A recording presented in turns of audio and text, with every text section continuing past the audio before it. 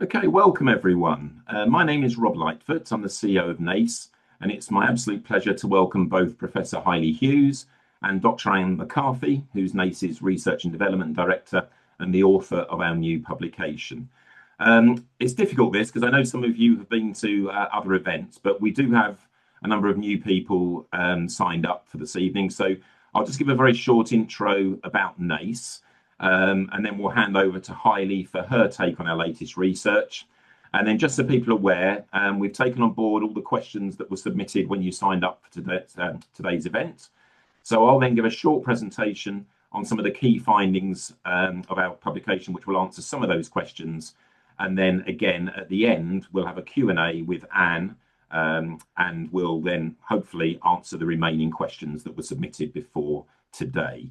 Obviously, we know people are very busy, so people will keep joining us for these first few minutes. So again, we'll just spend a few minutes just introducing NACE to those of you who perhaps haven't come across us before. So that is what we're about. So we support school leaders and teachers essentially to improve provision for more able learners. So driving whole school improvement and raising standards in provision for all. And as you can see there, NACE has existed now for over 40 years. This is our vision.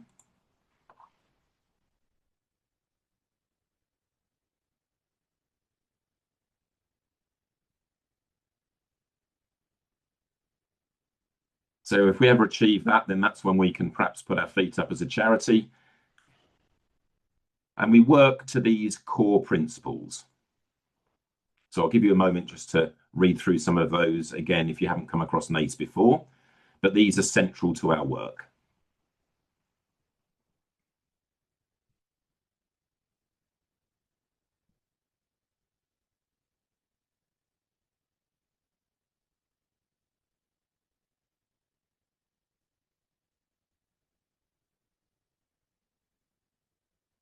And the one I really want to highlight today is the one on the top right there. But certainly when I first came across NACE when I was leading in a school, the real point there I want to raise is that supporting more able learners can raise achievement for a much wider group of learners. I absolutely believe that. I witnessed that firsthand. And all of our Challenge Awards schools, that is exactly what we see. So providing successfully for more able learners definitely raises achievement for a much wider group of learners. But for tonight, that bullet point on the top right there is central to our event today.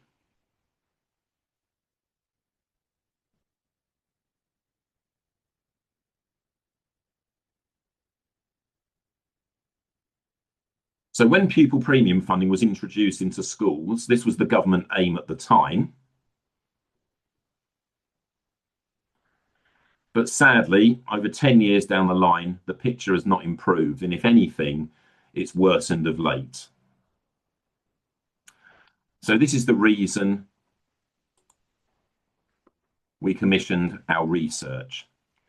I do want to take this opportunity again, as I did at the event 2 weeks ago, to thank all of the staff at our incredible NACE Challenge Award schools who've supported us with our research and provided live case studies for so much of what we've been finding out.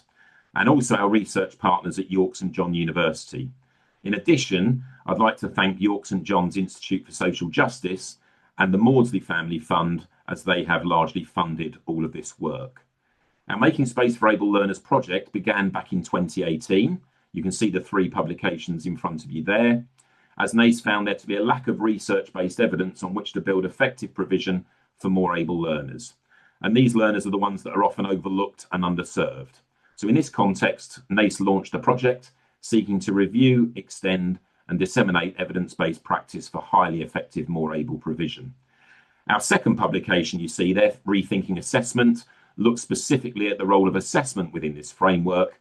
And again, what we're studying tonight, which I hope you're expecting, is our latest publication where we're looking or seeking to remove barriers to opportunity and achievement for these learners in particular. So hopefully that's given everyone a chance to get into our meeting tonight. So before we go on to some of our key findings, as I said earlier, I'm delighted to welcome Professor Hailey Hughes, who'll be presenting on the importance of this research. Welcome, Hailey. Thanks, Rob. And already I have different hair from that photo, so that just shows you how much I change it up. So are you okay just to stop sharing your screen? Sorry, Rob, because Of course.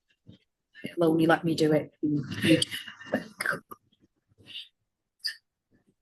Right, I think we're good to go. Thanks, everybody, and I hope you can hear me okay. The Great British Trains that I am presenting to you from a Cafe Nero in Manchester. So I'm really delighted to be here. And I want to begin talking about how important this research is this evening with, I think, a statement that we all might recognise.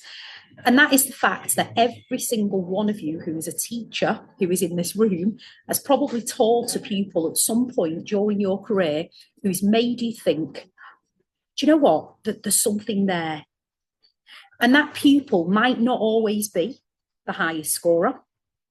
They might not always be the loudest. They might not always be the one with the hands up all the time. But that learner has curiosity. They have insight. They have originality and depth, or some qualities that perhaps actually don't always quite translate into that potential outcome. And I think this research that NACE have done really matters because it's about those pupils. And actually, it's about us and being the professionals who shape whether their potential is actually realised or lost. So this report, Making Space for Able Learners, asks really what is quite a deceptively simple question. Who gets to be recognised as able and who doesn't? And more importantly, actually, what can schools and we as teachers do to remove those barriers that stop ability from flourishing? And this is something which is very, very important to me. And I'm going to tell you a little bit about my story. You can see me there, but I'm going to share another image with you, which is slightly more embarrassing from my childhood back in the 1980s. And I'm the eldest of 8 children. I come from a disadvantaged background, what we could term as a disadvantaged background. And growing up in school, I really, really struggled because I'd had quite a tumultuous young life. I really struggled with authority figures, particularly teachers. And despite being bright and really quite able, I behaved quite badly in school and was always in trouble, being sent out, suspended for a period, etc. And if it wasn't for some teachers seeing the potential in me, and that insight, that curiosity, that longing, actually, despite all of my barriers and sometimes my own behaviour, to learn more and to be more, I certainly would never have become a teacher for over 20 years, and certainly would never have studied for 3 master's degrees and a PhD and now be a professor as well. So all of those things that happened to me were absolutely because of the education professionals who saw something in me, despite not being somebody who was traditionally classed as more able at that time. And this research is really, really important at the moment, and that's because the evidence is quite stark. We know that there is a persistent group of learners described as missing talent. And those pupils are the ones that demonstrate high potential early on, but fall behind as they move through school, particularly those facing disadvantage, and we've all met those students. And that isn't a failure of intelligence. Actually, it's a failure of opportunity, identification and provision. And for teachers, that matters deeply because it challenges quite a comfortable assumption that ability naturally rises to the surface. And this research actually shows us that sometimes it doesn't. It also shows us that ability is not fixed. It's revealed or hidden sometimes by teaching, curriculum, expectations, and school culture. And actually, that means that teachers are not bystanders in this story. We are actually the central characters. You know, our job is of utmost importance. And in an era, really, of accountability, this can sometimes be a little bit of a problem. And we'll talk more about that in a second. So for me, one of the most powerful contributions of this research is how it reframes the whole notion of ability. And instead of seeing ability as something that's measured primarily through tests and prior attainment, the report defines moreable as potential, as capacity, as dispositions and learning behaviours, including latent ability. And that moves away, doesn't it, from that notion of defining moreable pupils purely through test scores or prior attainment, and instead includes all of those things that we said before. That latent ability, those learning dispositions, creativity, metacognition, and that, more importantly, that capacity to grow. And that directly helps teachers know that some pupils, and research tells us especially disadvantaged ones, don't always look high attaining on paper. And as I said before, in that accountability-driven system that's full of data, Progress 8, GCSE outcomes, Key Stage 2 outcomes as well, that challenges that habit of relying too heavily on spreadsheets. And what it legitimizes as well is something that I really champion, and that is our professional judgment as teachers. It encourages us teachers to notice pupils who ask those probing questions, who show that deep curiosity or sometimes unusual creativity or reasoning. It's empowering, I think, for classroom teachers who sometimes we can feel constrained by labels and thresholds. And instead, this research, I feel, gives us professional permission to look behind those data spreadsheets, to trust our own professional judgment, to value that curiosity, those questioning, that creativity, and recognise those pupils whose strengths might not yet align with exam performance as well. So all of those things for me really shine through in this research. Some pupils, and this is a powerful reminder, underachieve not because they lack ability, but because actually their ability's never been invited out. And I think that shift alone actually can transform our classroom practice, and indeed actually overall our pupils' lives as well. Another particularly powerful thing that I found from this research was this shift of moving away from disadvantaged pupils to barriers to learning. That understanding that comes alongside that, those things that get in the way of learning.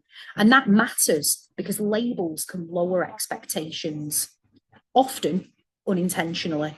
So I think of myself, for example, as a free school meals kid, as we used to call them in the 80s and 90s, who would be given a big token that they had to queue up for free school meals, and kind of looking around me in this queue and knowing that all of these kids were at that, they had that deficit idea about them, they had that disadvantage. So it's moving away from that. So rather than treating disadvantage as this fixed label, this report very much reframes it as that set of removable barriers, and that word removable is key. That helps us as teachers focus on what can be changed in our provision, not what's wrong with the child. And, this is something that is really, really important to me. It aligns very closely, doesn't it, with our ideas of what inclusive practice should be, and helps to avoid that unintended consequence sometimes of lowering our expectations for pupils, especially who are eligible for pupil premium. And again, it also helps us recognise as teachers that actually non-PP pupils can experience significant barriers as well. It's not as simple as just PP. There's lots of students that go under the radar there. And able pupils might actually be quietly underserved because they appear to cope. And I think that reframing is very, very important, and encourages us as teachers to focus on those barriers. Things like, what's stopping this pupil access and challenge? What knowledge, experience or support might be missing, and what assumptions might I actually be making, often without really thinking about it at all. I think also there's a lot of practical relevance in the report for teachers. It's clear that effective provision for more able learners is not about extra worksheets or faster work, but it's about deepening thinking, that analysis, that abstraction, the evaluation, the problem solving. It promotes adaptive teaching that raises challenge for everyone. And we know that many teachers, including myself, struggle with workload-heavy differentiation models. And the approach that's described in the report is much more about reducing that need for multiple worksheets. It fits really well with the new framework that we're seeing on with a focus on curriculum intent and implementation and what we're doing for our most disadvantaged learners. And it validates a lot of strategies like rich questioning, metacognition, and that carefully sequenced knowledge, which are already very familiar to some of us in our classrooms as well. And for teachers, what that means is moving beyond that idea of extra work to deeper thinking, designing tasks that reward listening, creativity and insight. And the research shows as well that actually high quality, challenging teaching raises expectations and outcomes for everybody. It's empowering for teachers because it aligns with what great teaching already looks like. And I also wanted to add as well that what the report also talks about is that emotional and social understanding. And I think this is really important. It's that recognition, actually, that many teachers will recognise in our students those qualities of perfectionism, of sensitivity, of intensity, of fear of failure, of feeling different from peers. And this is something that I see a lot with the students that I teach. And sometimes I have those myself. These traits can be misunderstood as behaviour issues or lack of effort. But by naming these feelings, the research helps us as teachers to respond with empathy instead of frustration, support instead of sanction, and encouragement instead of lowered expectations. And as a student when I was at school who felt a lot of these feelings and didn't know how to deal with them, that is just so important. And one thing I found really, really powerful as well, before I pass over to Rob in just a second, is this idea that actually for teachers, certain curriculum school priorities like CPD, curriculum coherence, assessment design, they really matter for pupil equity. And, you know, this quotation sums it up for me. That our everyday decisions that we make in school, we can't change the wider infrastructure of society, but our everyday decisions that we make in school, what we teach, how we question, how we encourage, what we notice, they matter profoundly for our students. And I think that was something that really came across in the report for me. So to finish up, for me, this research is hugely important, and that's because it protects our pupils from being underestimated. It gives our teachers a language and evidence to challenge low expectations, and it reaffirms our teaching as a moral as well as a professional endeavour. It highlights that equity and excellence are not opposites, they're partners. And most importantly, it reminds us that lost potential is not inevitable.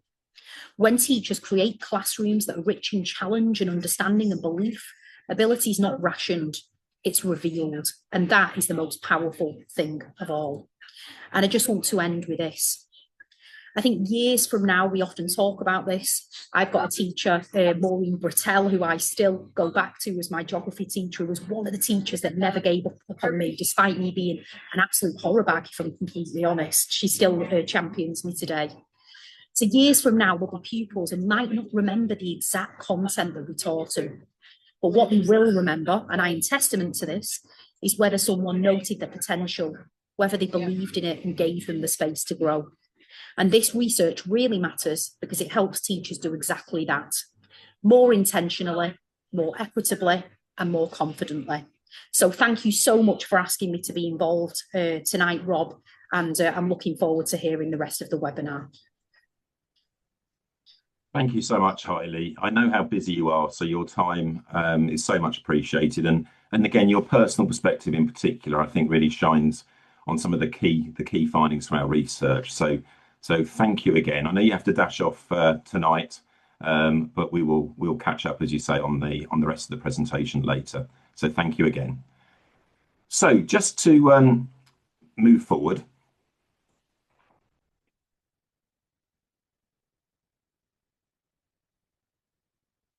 So I know some of you also attended our event 2 weeks ago, where we were looking at some specific things from school leadership.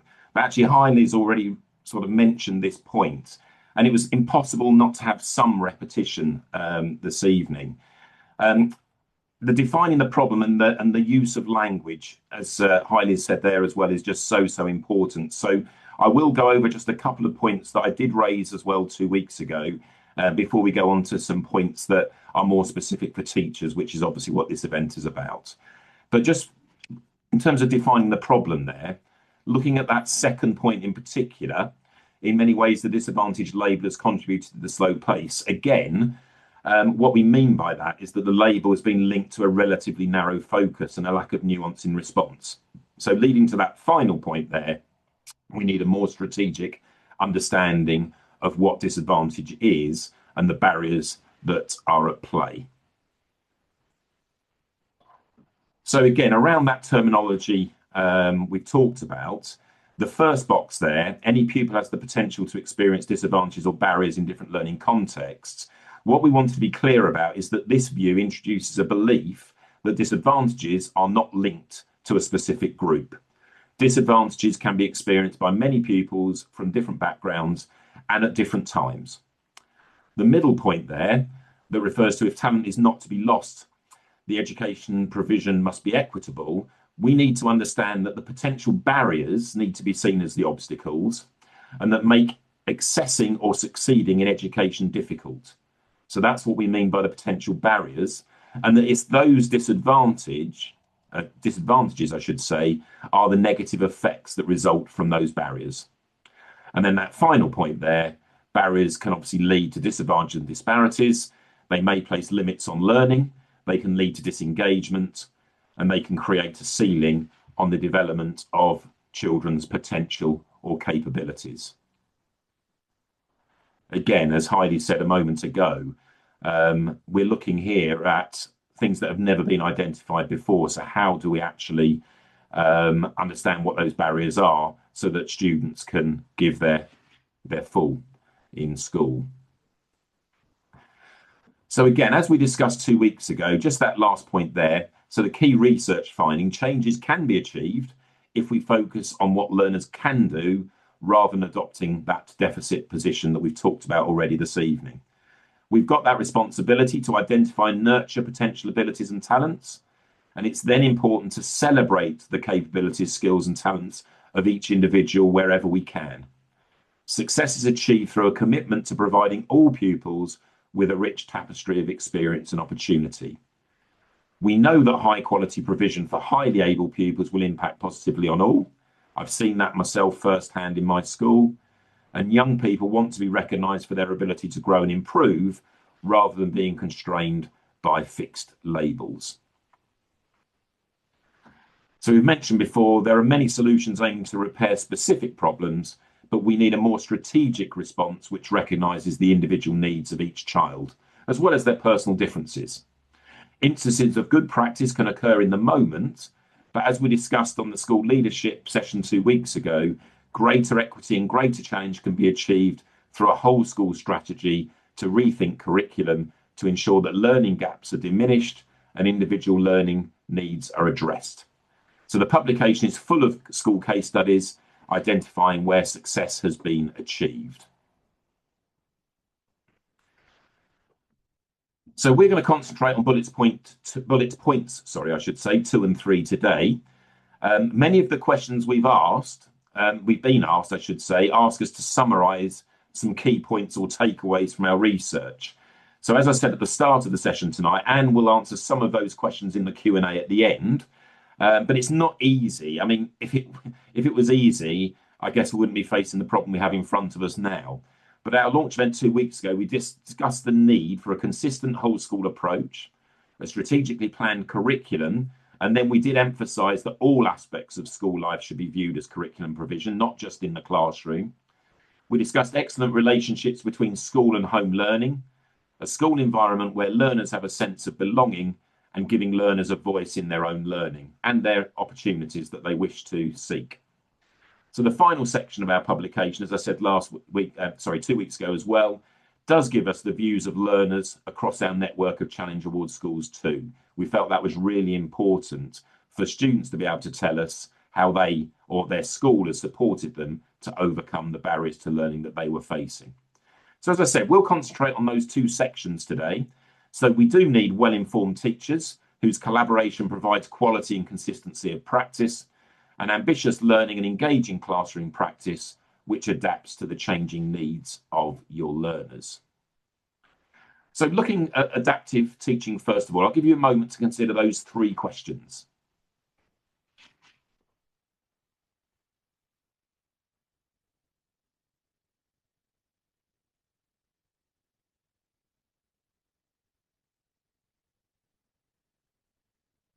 So when a pupil has ability in an area of learning but can't access the learning due to other barriers, that undoubtedly leads to frustration and possibly isolation. So when expectations are too low or abilities are not recognised, learners become disengaged. When expectations remain high and learning opportunities are cognitively challenging, there can be a greater satisfaction in learning.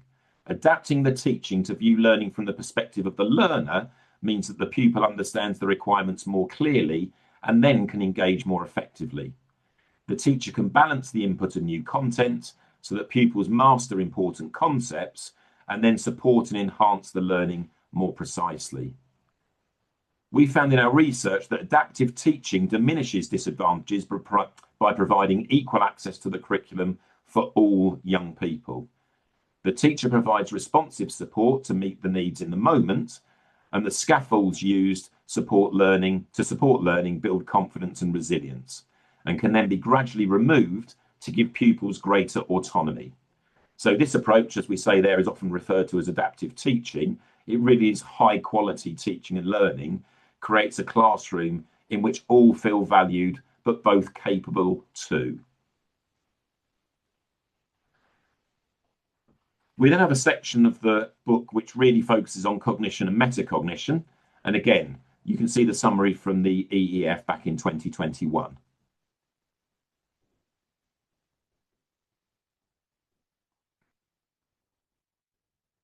And again, one of our key findings from the research is that language and language acquisition exist in tandem with cognition and metacognition. Teaching builds from what pupils already know and understand, what they need to learn, and what they have the potential to achieve. It develops the skills needed to apply knowledge, understanding, and learning in a variety of contexts. This explains why throughout the research, good teaching is seen to address both subject requirements, but also individual metacognitive needs. Disadvantages experienced by learners can relate to the gaps in the knowledge or the absence of powerful knowledge or skills. What metacognitive knowledge and skills are explicitly taught, they not only diminish the differences in pupils across access to education, but they also enable learners to take greater responsibility for their own learning and possibly move beyond the constraints of the examined curriculum. Another key finding, which we did mention 2 weeks ago, but obviously crucially important for teachers, is that in respect of ambitious learning and engaging classroom practice, the quality of communication within the classroom is absolutely crucial, and beyond the classroom for that matter. Vocabulary acquisition is a key element of success. At all stages of learning, learners need to widen and deepen their use and understanding of language, because it then enables them to grasp more complex ideas. Again, in the publication, you'll find numerous examples of schools who've demonstrated strategies to teach their learners to speak with more confidence, where learners are given opportunities to respond, reflect, and think deeply. Oracy is used to explain the process of thinking, to tell stories, and to retrieve knowledge. There are also case studies across all phases demonstrating strategies to improve learners' reading and writing capabilities too.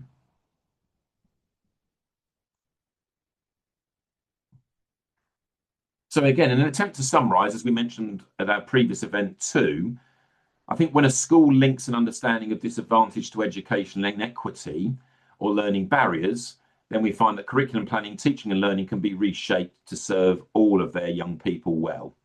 This is what we saw consistently from the schools which are proactive in working towards educational equity. So we refer to them as the 5 R's in our publication. I'll give you a moment just to read through them.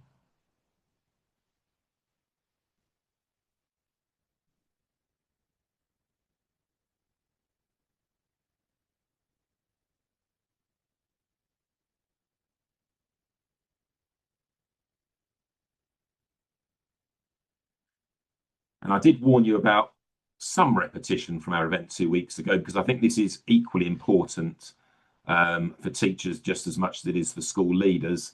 The idea of getting nurture right. So we all need to feel nurtured, and we all need to feel that we belong. And we found that carefully directed strategies for nurture can make learning more inclusive and engaging. So looking at that first point, nurture helps eliminate disadvantages in education by creating an environment where all students feel valued, supported, and empowered to succeed, certainly following on some of what Hailey was referring to earlier. And that's achieved regardless of a student's background. So I'll give you a moment to work your way through the other points.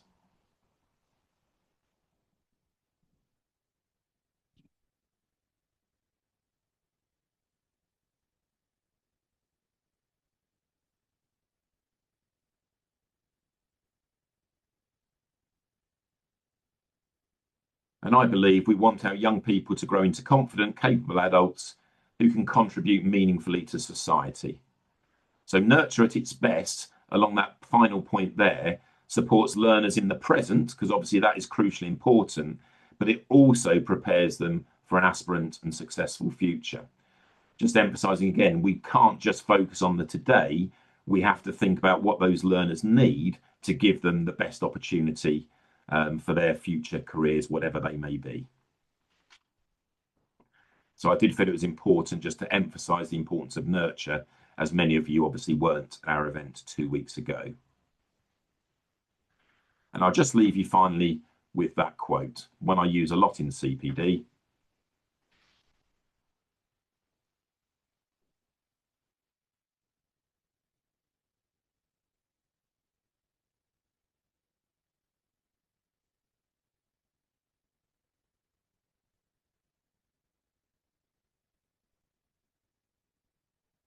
So just to emphasise what we're doing at NACE following our publication as well.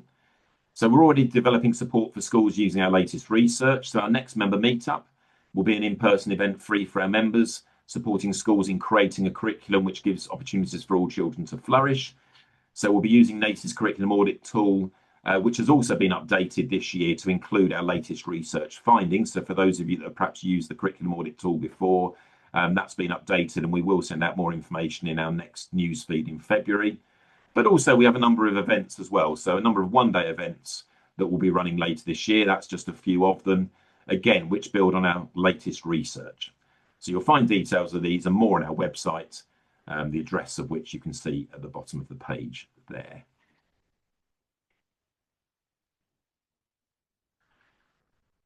Now, I've only answered a few of the questions that have been submitted ahead of today's event, so it's my pleasure to welcome Dr. Anne McCarthy. As I said before, Anne is NACE's Research and Development Director, and she's the author of our latest publication. So it's my pleasure to welcome Anne now. Thank you, Rob. And we'll try and, if that's okay, Anne, move through some of the questions that we've received. Now, the first one, again, has been asked similar to last week, but I think it's really important.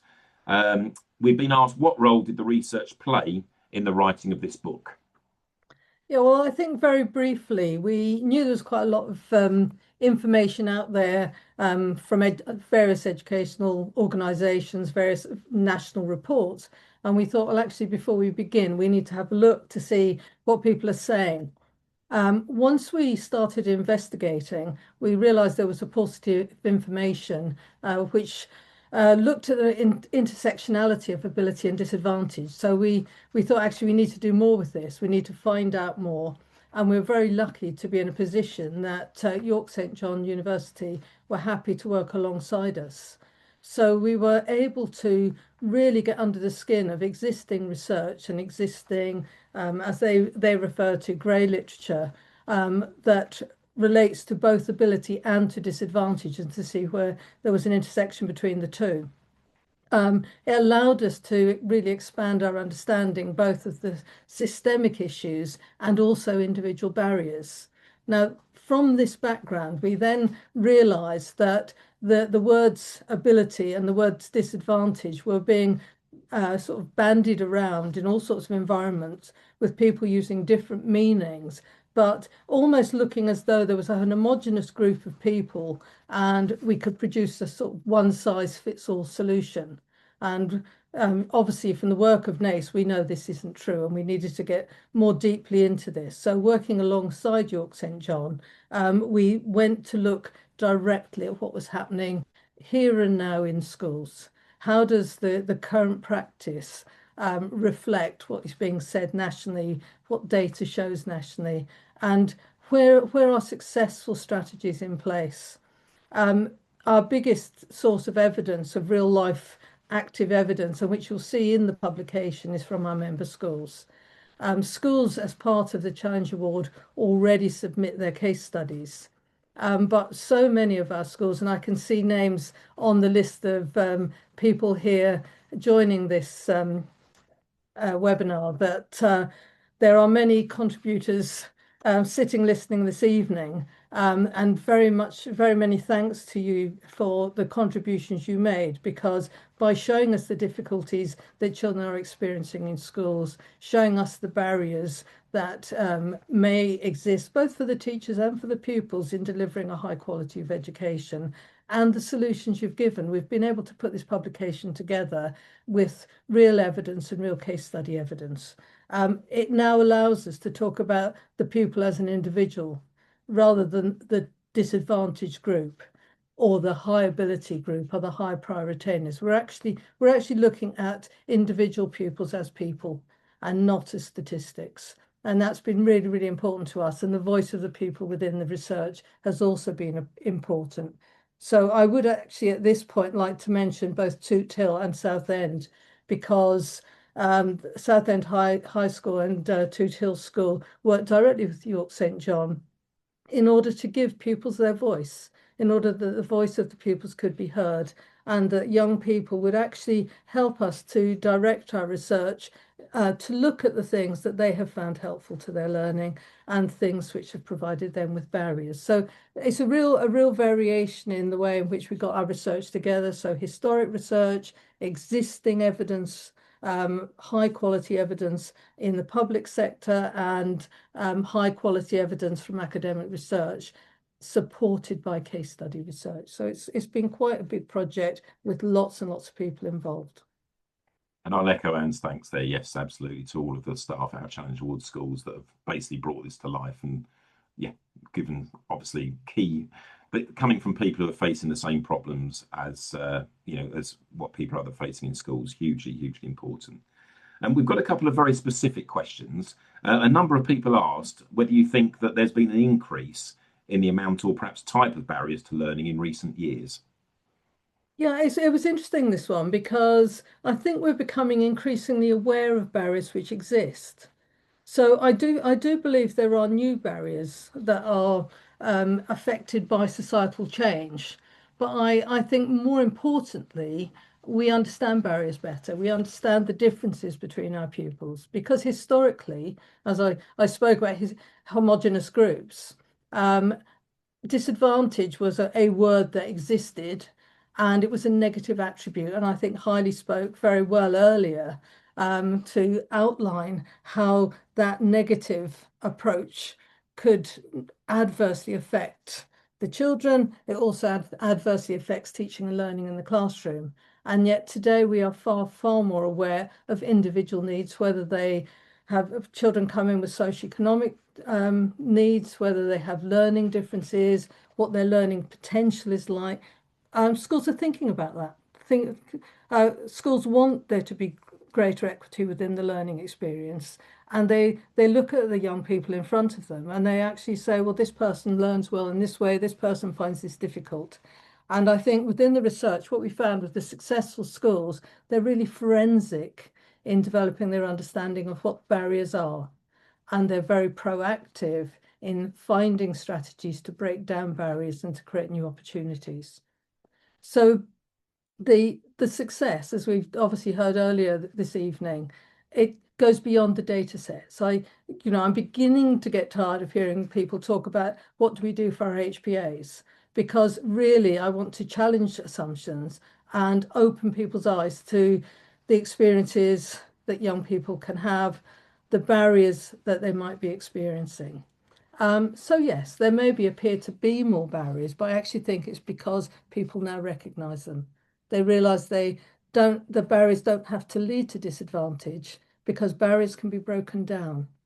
Disadvantage is a a block that stops you getting somewhere, where a barrier is something that you can actually break down, you can actually overcome, you can actually move around, and then disadvantage won't exist, providing strategies and attitudes are in place to overcome them.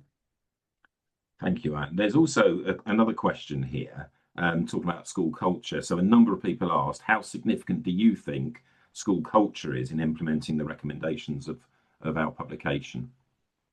Well, both you and Hailey have spoken this evening to some extent about this, because a lot of what I look at in the beginning of the publication relates to the language we use. And you'll notice I have been adjusting my language as I've been speaking here, moving from disadvantage to disadvantages, from being disadvantaged to experiencing barriers. And I think schools at the very start have to begin to look at the language they use when they are considering what causes pupils to be able to succeed, what holds pupils back from success, what limits our view of potential.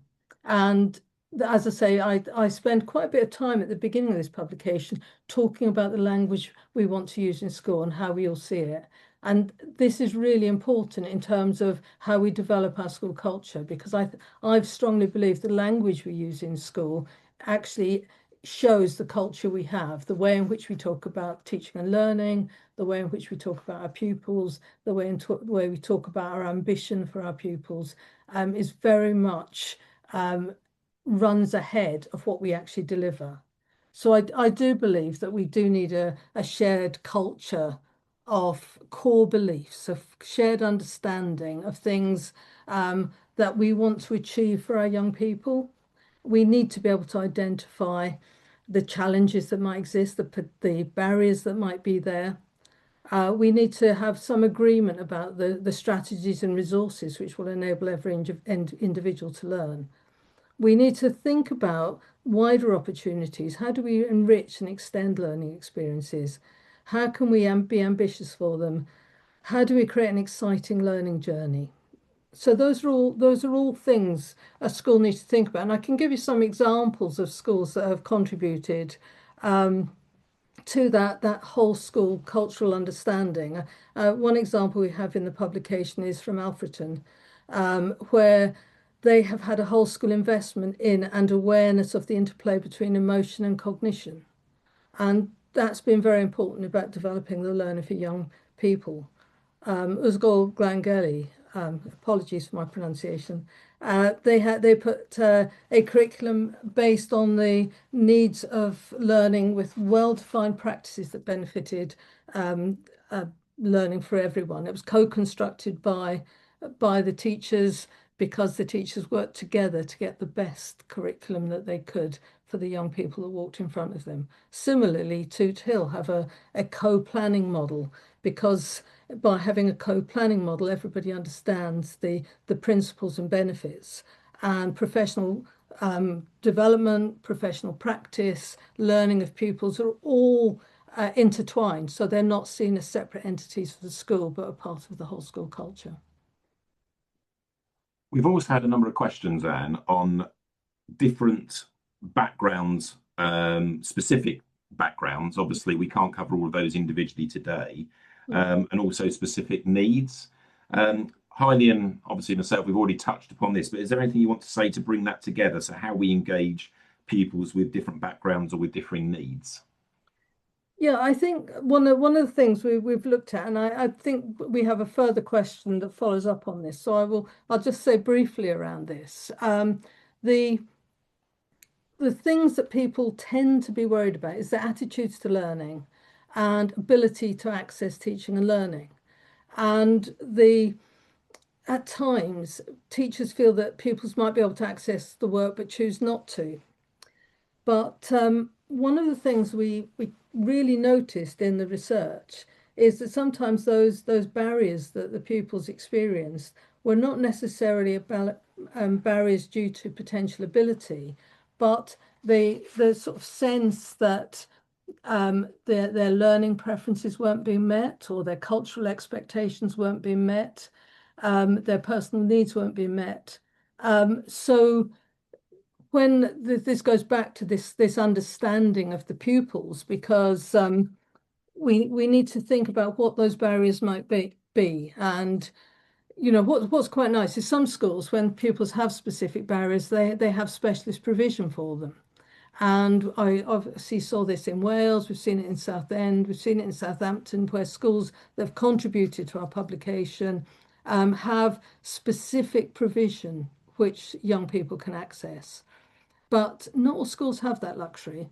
And so they have to think beyond that. How do we engage with the pupil in the classroom? And some of the things around learning is to actually think about where the pupil comes from. How do I bring a pupil into my classroom so that they feel safe in the classroom? And this is really, what do I know the context? Do I know the starting point? And going back to your points about nurture, have I provided for their basic needs, but am I also providing for all the things like their psychological needs, their aesthetic needs, their cognitive needs? So you have to think about, essentially, you have to know the background of your children in your classroom. You can't go beyond that. And there's no shortcut to that. It's knowing the context of school, knowing the context of the pupils, and knowing how to help that context. And hopefully some of the examples in the book will show you how different schools have approached that. And there are some really nice methods around the way they have done it. And it's not a quick fix, because it's different for each school. The different schools have different contexts. Schools have different needs. Thanks, Anne. And then if we just move on to, we've got one final group of questions, really. So there were quite a few relating to different types of teaching strategies. Yeah. So again, without being too specific, because we haven't really got time tonight to explore every single teaching strategy, but is it possible to perhaps put a summary together for us in what you saw in a successful classroom?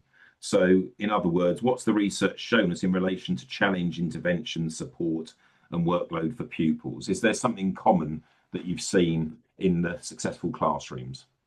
Well, I would begin by saying, in the most successful schools, most successful classrooms, the school has a whole school model for teaching and learning. That's not to say the classroom should be identical, but some sort of instructional model that the pupils know and understand.